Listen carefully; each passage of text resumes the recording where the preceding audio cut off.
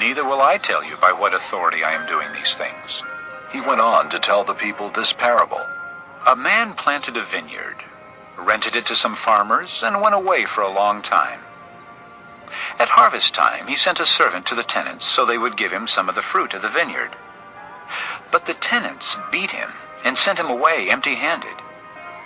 He sent another servant, but that one also they beat and treated shamefully and sent away empty-handed. He sent still a third, and they wounded him and threw him out. Then the owner of the vineyard said, "What shall I do? I will send my son, whom I love. Perhaps they will respect him." But when the tenants saw him, they talked the matter over. "This is the heir," they said. "Let's kill him, and the inheritance will be ours." So they threw him out of the vineyard and killed him. What then will the owner of the vineyard do to them? He will come and kill those tenants and give the vineyard to others. When the people heard this, they said, "May this never be."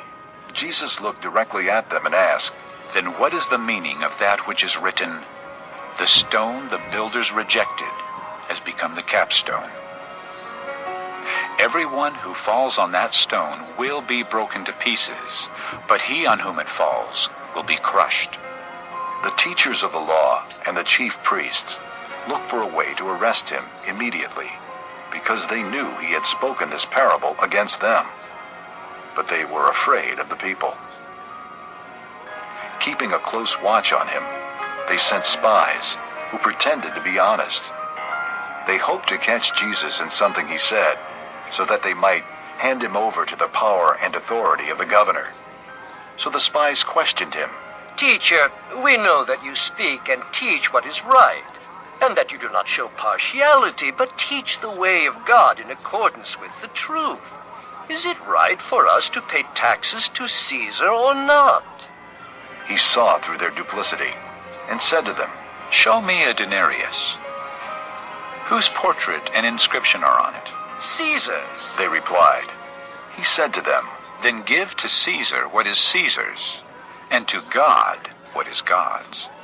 They were unable to trap him in what he had said there in public, and astonished by his answer, they became silent. Some of the Sadducees, who say there is no resurrection, came to Jesus with a question. "Teacher," they said, "Moses wrote for us that if a man's brother dies and leaves a wife but no children, the man must marry the widow and have children for his brother."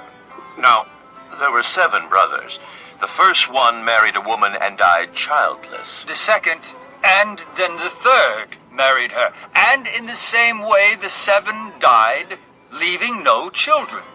Finally, the woman died too. Now then, at the resurrection, whose wife will she be, since the 7 were married to her?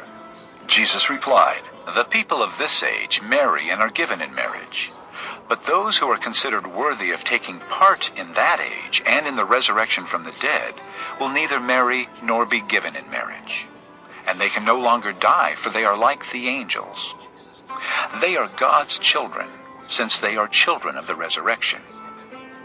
But in the account of the bush, even Moses showed that the dead rise, for he calls the Lord the God of Abraham and the God of Isaac and the God of Jacob. He is not the God of the dead, but of the living, for to him all are alive." Some of the teachers of the law responded, "Well said, teacher." and no one dared to ask him any more questions. Then Jesus said to them, "How is it that they say the Christ is the son of David? David himself declares in the book of Psalms, 'The Lord said to my Lord, sit at my right hand until I make your enemies a footstool for your feet.' David calls him Lord. How then can he be his son?" While all the people were listening, Jesus said to his disciples, "Beware of the teachers of the law. They like to walk around in flowing robes and love to be greeted in the marketplaces and have the most important seats in the synagogues and the places of honor at banquets. They devour widows' houses and for a show make lengthy prayers. Such men will be punished most severely.